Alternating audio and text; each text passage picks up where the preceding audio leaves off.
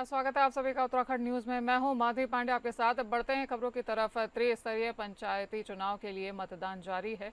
वहीं बागेश्वर जनपद में कुल 405 मतदान केंद्र स्थापित किए गए हैं, जिनमें बागेश्वर में 182, कपकोट में 122 और गरुड़ में 101 केंद्र शामिल किए गए हैं। पूरे जिले में 138 संवेदनशील और 60 अति संवेदनशील बूथ चिन्हित किए गए हैं। जनपद को कुल 15 जोनल और 61 सेक्टरों में विभाजित किया गया है। जनपद में कुल 2,03,930 मतदाता अपने मतदान का प्रयोग करेंगे, जिनमें बागेश्वर में 77,941, कपकोट में 68,080 और गरुड़ में 57,909 मतदाता शामिल होंगे।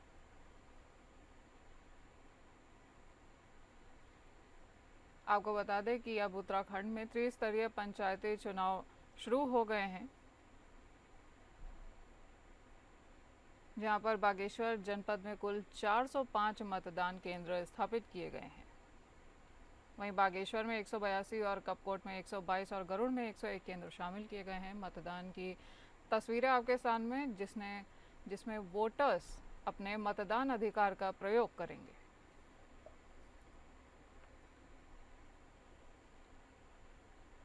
आपको बता दें कि 138 संवेदनशील और 60 अति संवेदनशील बूथों को चिन्हित किया गया है त्रिस्तरीय पंचायती चुनाव में। वहीं जनपद को कुल 15 जोनल और 61 सेक्टरों में विभाजित किया गया है। जनपद में कुल 2,03,930 मतदाता अपने मताधिकार का प्रयोग करेंगे।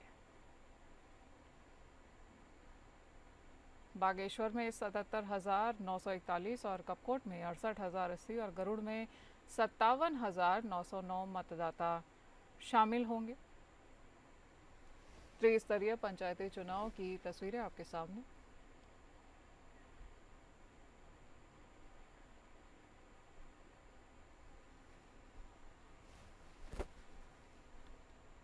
प्रदेश में पंचायत चुनाव के प्रथम चरण में मतदान की प्रक्रिया सुबह से ही जारी हो चुकी है। जनपद नैनीताल के 4 विकासखंड रामगढ़, धारी, बेलाघाट और ओखलकांडा मतदान शांतिपूर्ण ढंग से शुरू किया गया है। कुल 312 मतदान केंद्रों पर मतदान प्रक्रिया जारी है। सुबह से ही पोलिंग बूथों पर मतदाताओं की लंबी कतारें देखने को मिल रही हैं।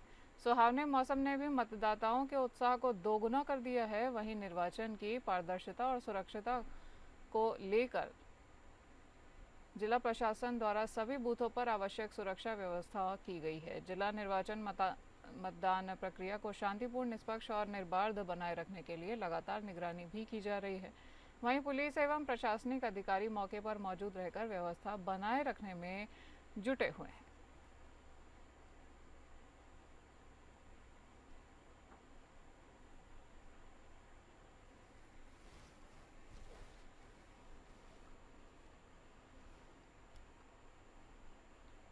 प्रदेश के मुख्यमंत्री सीएम पुष्कर सिंह धामी आज अपने विधानसभा क्षेत्र खटीमा पहुंचे हैं। मुख्यमंत्री ने खटीमा क्षेत्र में विभिन्न स्थानों पर भ्रमण कर आमजन से संवाद किया और विकास कार्यों की समीक्षा की।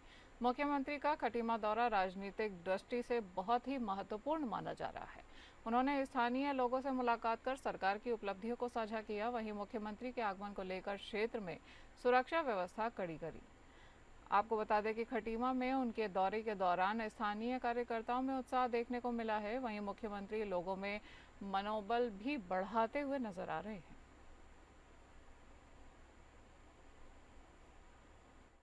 चुनाव के लिए लोगों में बहुत उत्साह है। बड़ी संख्या में लोग घरों से निकल कर आ रहे हैं और निश्चित रूप से बहुत शुभ संकेत है। आदरणीय प्रधानमंत्री श्री नरेंद्र मोदी जी के नेतृत्व में पूरे देश के अंदर इस प्रकार से हमारी ग्राम पंचायतें, हमारी त्रिस्तरीय पंचायतें मजबूत हुई है। कहीं न कहीं ये चुनाव इस लिहाज से बहुत महत्वपूर्ण होते हैं। इसलिए मैं सभी से अपील करता हूँ कि हमारी अंतिम इकाइयाँ जो ग्राम सभाएँ हैं, उन ग्राम सभाओं को मजबूत करने के लिए, उनके विकास में अपना योगदान सुनिश्चित करने के लिए हमारे संवाददाता सतीश कोठारी जुड़ गए हैं ज्यादा जानकारी के साथ इस खबर पे। सतीश, क्या देखा जा रहा है? अभी त्रिस्तरीय पंचायती चुनाव चल रहा है, ऐसे में मुख्यमंत्री का खटीमा दौरा किस तरह से देखा जा रहा है?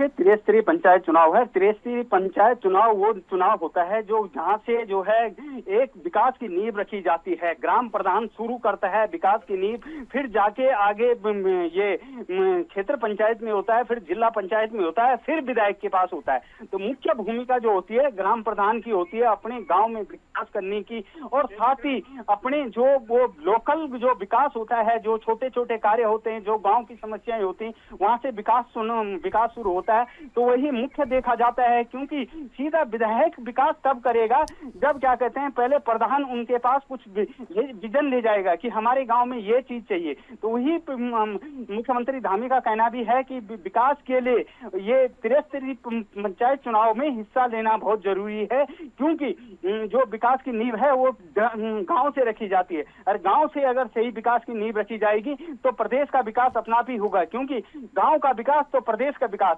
उसको लेकर लगातार लोगों में बढ़ चढ़कर हिस्सा ले रहे हैं और लोग काफी जोश देखने को मिल रहा है लोगों में, क्योंकि जो ये त्रिस्तरीय पंचायत चुनाव होते हैं उनमें लोग ज्यादा बढ़ चढ़ कर हिस्सा लेते हैं, क्योंकि इससे चाहे मैं विधानसभा की बात करूं चाहे लोकसभा की, उतना बहुत परसेंटेज उसमें नहीं रहता है जितना त्रिस्तरीय पंचायत चुनाव में रहता है। तो उसको लेकर काफी जोश देखने को मिल रहा है। जी सतीश, बने रहिए हमारे साथ, आगे आपसे और भी जानकारी लेंगे।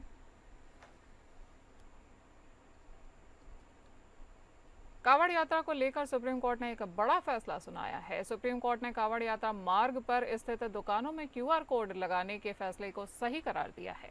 अदालत का कहना है कि दुकानदारों को क्यूआर कोड और अपना लाइसेंस लगाना चाहिए, इसमें कुछ भी गलत नहीं है। वहीं सुप्रीम कोर्ट के इस फैसले का स्वागत उत्तराखंड के मुख्यमंत्री पुष्कर सिंह धामी ने किया है। सीएम धामी ने कहा है कि हमने जो भी निर्णय लिए थे वो आने वाले श्रद्धालुओं के लिए थे। यह हमारा संकल्प है कि देवभूमि में आने वाले श्रद्धालुओं को किसी भी तरीके की अशुद्ध चीजें ना मिलें और किसी भी प्रकार का भ्रम या संदेह उनके मन में ना रहे।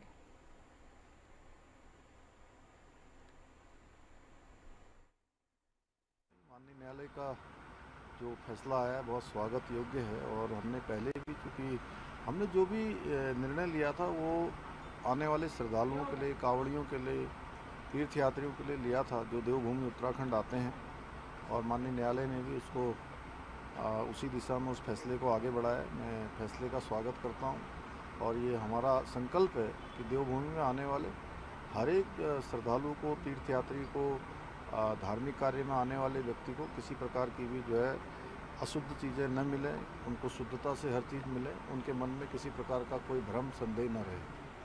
हमारे संवाददाता सतीश कोठारी लगातार बने हुए हैं और आपको महत्वपूर्ण जानकारियां दे रहे हैं। सतीश, क्या देखा जा रहा है सुप्रीम कोर्ट के इस फैसले से, आखिर किस तरह का उत्साह देखने को मिल रहा है लोगों में? देखिए, मैं बात करूं तो जो कांवड़ यात्रा को लेकर जो एक नाम की वो बात थी, तो वो लगातार बहस चल रही थी कि किसका नाम होगा किसका नहीं होगा। तो इसको लेकर जो है, चाहे विपक्षी की बात करूं चाहे अन्य दलों की बात करूं, तो काफी लोग कह रहे थे पहचान छुपाएंगे, ये इसमें पहचान छुपाने की क्या बात है।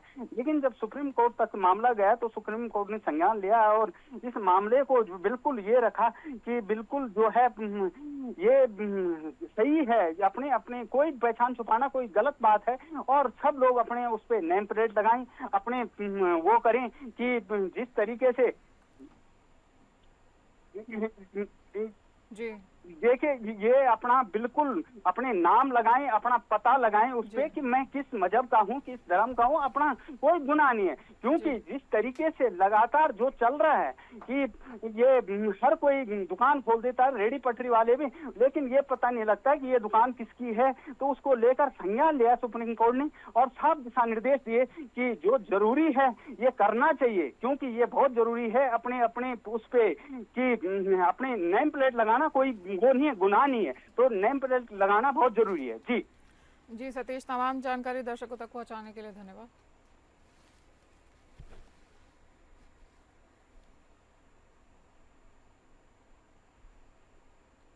कांवड़ यात्रा के सफल आयोजन को लेकर मुख्यमंत्री पुष्कर सिंह धामी ने कहा है कि करोड़ों की संख्या में हर बार कांवड़ यात्री उत्तराखंड आते हैं। वहीं प्रशासन के सभी अधिकारियों और कर्मचारियों ने पूरी मेहनत के साथ कांवड़ यात्रा को सफल बनाने में सहयोग दिया है। मुख्यमंत्री पुष्कर सिंह धामी ने कहा है कि मैं सभी का आभार व्यक्त करता हूं जिन्होंने कांवड़ यात्रा के सफल संचालन में अपना योगदान दिया है। मुख्यमंत्री पुष्कर सिंह धामी ने कहा कि जो कांवड़ यात्री आते हैं उनकी सुरक्षा और उनके लिए व्यवस्था सरकार की प्राथमिकता रहती है। मैं सभी शिव भक्त कांवड़ियों का सबका बहुत धन्यवाद करता हूं और साथ में प्रशासन के लगे हुए सभी लोगों का भी, उनको भी मैं शुभकामनाएं देता हूं। उन्होंने बहुत ही सराहनीय कार्य किया और एक कांवड़ मेला बहुत चुनौतीपूर्ण इसका संपादन करना, इसका संयोजन करना होता है, क्योंकि पूरे देश भर के कांवड़ियों का जो लगभग 3.5-4 करोड़ की संख्या प्रत्येक वर्ष होती है, उसका सबका केंद्र हरिद्वार बन जाता है। और हरिद्वार में व्यवस्थित करना, ट्रैफिक चलाना, उनकी सुरक्षा का काम देखना, बिजली, पानी, स्वास्थ्य, सभी प्रकार की जो चीज़ें हैं उन सब का ध्यान करना एक बड़ा काम है और इसको सफलतापूर्वक इसका संयोजन हुआ है। मैं सभी को धन्यवाद करता हूँ। सर, कल पहले चरण के लिए मतदान। महाशिवरात्रि के पर्व के साथ हरिद्वार में चल रहा कांवड़ मेला समाप्त हो चुका है। 13 दिनों तक चली ये कांवड़ यात्रा में कांवड़ यात्रियों का रिकॉर्ड तोड़ भीड़ उमड़ी है। कांवड़ मेला सकुशल संपन्न होने पर हरिद्वार जिला प्रशासन ने राहत की सांस ली है। महाशिवरात्रि के पर्व पर डीएम मयूर दीक्षित और एसएसपी ब्रह्मेंद्र सिंह डोभाल ने पूरे प्रशासनिक अमले के साथ हर की पैड़ी पर गंगाजल भरकर दशमेश्वर महादेव मंदिर में जलाभिषेक किया है। मेला सकुशल संपन्न होने पर सभी अधिकारी एक दूसरे को शुभकामनाएं देते हुए नजर आए। अधिकारियों ने जानकारी दी थी कि इस बार कांवड़ मेले में 4.5 करोड़ से ज्यादा श्रद्धालु हरिद्वार पहुंचेंगे, जो कि एक रिकॉर्ड है। मेले में प्रशासन को कई खास अनुभव हुए हैं, जिनका आने वाले सालों में लाभ लिया जाएगा। आशीर्वाद से उनके जल को आज यहाँ दक्ष मंदिर पर लाके अभिषेक किया गया। समस्त जितने भी कांवड़ यात्री यहाँ आए हैं और जितने भी लोग इस पूरे कांवड़ यात्रा के साथ जुड़े रहे, जिसमें आप लोगों के माध्यम से जो मीडिया कर्मी, हमारे जो यहाँ के लोकल के जितने भी लोग हैं, उन सभी की मनोकामनाएं पूर्ण हों, उसको लेकर जिला प्रशासन, पुलिस प्रशासन के द्वारा यहाँ अभिषेक किया गया। पिछले 14-15 दिन काफ़ी ज़्यादा चैलेंजिंग थे, लेकिन जिस तरीके से लोगों का उत्साह देखने को मिला, जिस तरीके से लोग करोड़ों की संख्या में यहाँ आए और बहुत ही डिसिप्लिन से लोगों ने अपने जल को उठा के अपने अपने गंतव्य स्थलों पर वो किया, मैं इसमें सभी का धन्यवाद देता हूँ। मेला काफ़ी चैलेंजिंग था इस बार, क्योंकि काफ़ी शुरू से ही हमने देखा था कि इवन 11 तारीख के पहले से बहुत कांवड़ यात्री आने लग गए थे और जैसा मुझे हम लोग ने एक्सपेक्ट किया था कि जो संख्या है वो अभी तक के किसी भी कांवड़ मेले से ज़्यादा संख्या इसमें आई है। इसके साथ ही सभी डिपार्टमेंट्स ने पुलिस डिपार्टमेंट के साथ कोऑर्डिनेट किया। पुलिस फोर्स ने दिन रात मेहनत करी है और विपरीत परिस्थितियों में भी अच्छा काम किया है और हमारे समस्त सेक्टर ऑफिसर्स ने, जोनल ऑफिसर्स ने, डिपार्टमेंट ने जैसी जैसी नीड्स और डिमांड्स आनी थी उस हिसाब से कार्य किया है। हमारे संवाददाता रुपेश वालिया जुड़ गए हैं ज्यादा जानकारी के साथ फोन लाइन पर। रुपेश, क्या देखा जा रहा है महाशिवरात्रि पर? अब हरिद्वार में मेले का समापन हो चुका है, वहीं कहा जा रहा है कि 4 करोड़ से अधिक यात्रियों की संख्या थी, तो इस समय जमीनी स्तर पर क्या देखा जा रहा है वहाँ पर? देखिए, पुलिस और प्रशासन द्वारा जो आंकड़े प्रस्तुत किए गए हैं वो करीब 4 करोड़ 52 लाख श्रद्धालुओं ने यहाँ पर कांवड़ यात्रा में जल उठाया और वो अपने गंतव्य की ओर रवाना हुए हैं। इसमें कोई दो राय नहीं है कि जिस प्रकार का ये कांवड़ मेला आयोजित किया गया है या जिस प्रकार से ये सकुशल संपन्न और शांतिपूर्ण तरीके से संपन्न हुआ है, ऐसा कोई कांवड़ मेला पिछले कुछ वर्षों में तो ऐसा कोई कांवड़ मेला नहीं देखने को मिला है। जहां कांवड़ियों ने पुलिस और प्रशासन के अधिकारियों की तारीफ की है, वहीं जो स्थानीय लोग हैं वो भी पुलिस और प्रशासन के अधिकारियों की तारीफ कर रहे हैं, क्योंकि कांवड़ मेले के दौरान और खासकर डाक कांवड़ के दौरान जिस प्रकार का ट्रैफिक जाम यहाँ पर लोगों को झेलना पड़ता था, जो स्थानीय लोग हैं उन्हें ट्रैफिक जाम से 2-4 होना पड़ता था, वो ट्रैफिक जाम इस मर्तबा कांवड़ मेले में कहीं नजर नहीं आया, जिससे स्थानीय लोग बड़े खुश हैं। और साथ ही साथ जो तकनीक की व्यवस्था पुलिस और प्रशासन द्वारा की गई थी, खासकर ड्रोन की जो व्यवस्था की गई थी, वो ड्रोन से जो समस्त हाईवे है और जो सड़क मार्ग है उसके साथ साथ जो गली कूचे थे वहां भी ड्रोन की व्यवस्था की गई थी। तो हर कांवड़ मेले के दौरान हर पल पर पुलिस और प्रशासन की नजर थी। इसमें कोई दो राय नहीं है कि कांवड़ मेला बहुत बढ़िया और सकुशल तरीके से संपन्न हुआ है। और साथ ही साथ जो कि पूरे जो कांवड़ मेला जब शुरू हुआ तब देखा ये जा रहा था कि जिस प्रकार से कांवड़ियों का उग्र रुख था, तो माना ये जा रहा था कि पुलिस और प्रशासन के लिए खासा चुनौतीपूर्ण होने वाला है कांवड़ मेला, लेकिन पुलिस और प्रशासन की सजगता और सूझबूझ से बिल्कुल सकुशल और शांतिपूर्ण तरीके से कांवड़ मेला यहाँ निपटा लिया गया है। जी रुपेश, तमाम जानकारी हमारे दर्शकों तक पहुँचाने के लिए धन्यवाद। बढ़ते खबरों की तरफ, उत्तराखंड में मदरसों में छात्रवृत्ति घोटाले की मुख्यमंत्री ने एसआईटी जांच करने के आदेश दिए हैं। वहीं राष्ट्रीय छात्रवृत्ति पोर्टल के जरिए बड़े पैमाने पर फर्जीवाड़े का खुलासा किया गया है। जांच में सामने आया है कि मुख्यमंत्री ने कहा है कि छात्रवृत्ति जैसे कल्याणकारी योजनाओं में भ्रष्टाचार करने वालों को कड़ी सजा मिलेगी। वहीं एसआईटी अब दोषी संस्थाओं के साथ साथ संबंधित अधिकारियों की भूमिका की भी जांच करेगी। उधम सिंह नगर के सरस्वती शिशु मंदिर को राष्ट्रीय पोर्टल पर मदरसा दर्शाकर मुस्लिम छात्रों की छात्रवृत्ति हासिल की गई है। अल्पसंख्यक कार्य मंत्रालय द्वारा संचालित है और इसके तहत कक्षा 1 से लेकर उच्च शिक्षा स्तर तक के छात्रों को फीस और भत्तों के रूप में भी वित्तीय सहायता प्रदान की गई है। योजना का उद्देश्य अल्पसंख्यक छात्रों को उच्च शिक्षा में प्रोत्साहन देना है। और वहीं इस मामले में उत्तराखंड मदरसा शिक्षा परिषद के अध्यक्ष मुफ्ती शमून काजमी ने मुख्यमंत्री के इस निर्णय का स्वागत किया है। गठन करने का जो घोषणा हुई है, मैं समझता हूं कि ये स्वागत योग्य ही नहीं अभिनंदनीय है। और ऐसा मैं आशा करता हूं कि जिन विद्यालयों के अंदर ट्रांसपेरेंसी की एजुकेशन दी जानी चाहिए, अगर वहां गड़बड़ का और घोटाले का कोई समाचार आता है तो ये दुर्भाग्यपूर्ण है। और इस पर जो भी हमारी एसआईटी की जांच करेगी और जो जांच होकर आएगा उस पर वैधानिक कार्रवाई होगी। जो मदरसे इसमें लिप्त पाए जाएंगे उन पर उनकी मान्यता को सस्पेंड करेंगे और वैधानिक कार्रवाई जो भी हो सकती है। और वो वैधानिक ही नहीं बल्कि जो उन्होंने स्कॉलरशिप के नाम पर जो पैसा जो लिया है अनियमितताओं के साथ, उसे वापस भी करेंगे, उनके खिलाफ एफआईआर दर्ज भी कराएंगे। हमारे संवाददाता सतीश कोठारी लगातार बने हुए हमारे साथ। सतीश, क्या देखने को मिल रहा है? छात्रवृत्ति घोटाले में एसआईटी का गठन कर दिया गया है। अब ऐसे में आखिर जमीनी स्तर पे क्या देखने को मिल रहा है? किस तरह की चीजें सामने आ सकती हैं?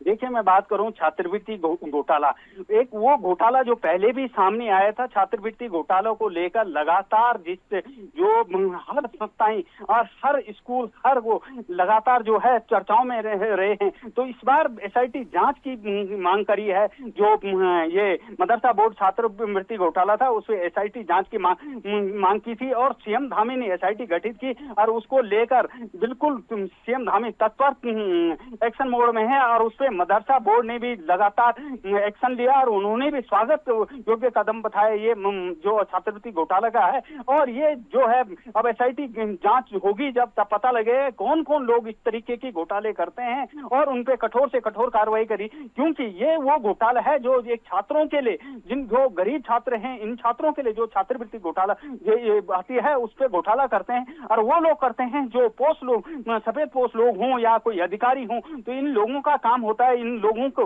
जो है सिर्फ घोटाले नजर आते हैं। और जब घोटाले अब जो है बिल्कुल एसआईटी जांच हुई तो पता लगेगा कि कितने का घोटाला है और किन किन लोग संलिप्त पाए जाते हैं। तो उसको लेकर लगातार जो है सरकार सीएम धामी सख्त निर्देश दिए हैं कि एसआईटी कहीं पे भी इस तरीके की लापरवाही न बरते कि जो कोई करप्शन लोग हैं वो नजर न आए। जी सतीश, तमाम जानकारी के लिए धन्यवाद।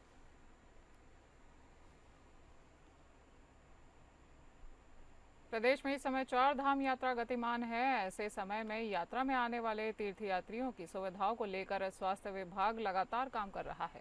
स्वास्थ्य सचिव आर राजेश कुमार ने जानकारी देते हुए बताया कि 4 धाम मार्गों पर लगातार स्क्रीनिंग की जा रही है। पिछले वर्ष विभाग की ओर से करीब 9 लाख यात्रियों की स्क्रीनिंग की गई थी, तो वहीं अभी तक करीब 11 लाख यात्रियों की स्क्रीनिंग की जा चुकी है। स्वास्थ्य सचिव राजेश कुमार ने कहा कि उम्मीद ये है कि जब यात्रा संपन्न होगी तो हम करीब 15 लाख तक लोगों की स्क्रीनिंग कर लेंगे। कहा कि हमने भारत सरकार से विभिन्न स्वास्थ्य विषयों पर सुविधाओं को लेकर बात की है ताकि 4 धाम यात्रा में आने वाले ये तीर्थयात्रियों को स्वास्थ्य संबंधी दिक्कतों का सामना न करना पड़े। देखिए, पिछले 3-4 सालों से लगातार 4 धाम यात्रा जो है यात्रियों के दृष्टिगत उनको और सेफ तौर पे विकसित करने के लिए विभाग की ओर से पूरे प्रयास किए जा रहे हैं, लगातार किए जा रहे हैं। और मैं ये बताना चाहूँगा कि जैसे पिछले साल पूरे 4 धाम यात्रा में हमने 9.5 लाख जो है यात्रियों की स्क्रीनिंग की थी। और उम्मीद ये है कि लगभग ये जो यात्रा कंप्लीट होने की स्थिति कगार पे आए तब तक हम लोग लगभग 15-20 लाख के आसपास यात्री इसको स्क्रीनिंग कर लेंगे।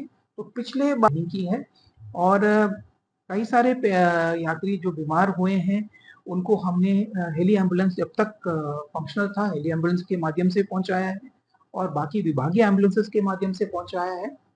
और माननीय मुख्यमंत्री जी द्वारा माननीय केंद्रीय स्वास्थ्य मंत्री जी से भी अनुरोध किया गया है कि जो हेली एम्बुलेंस है उसके लिए दोबारा जो है बजट उपलब्ध कराया जाए और उसको दोबारा एक्टिवेट।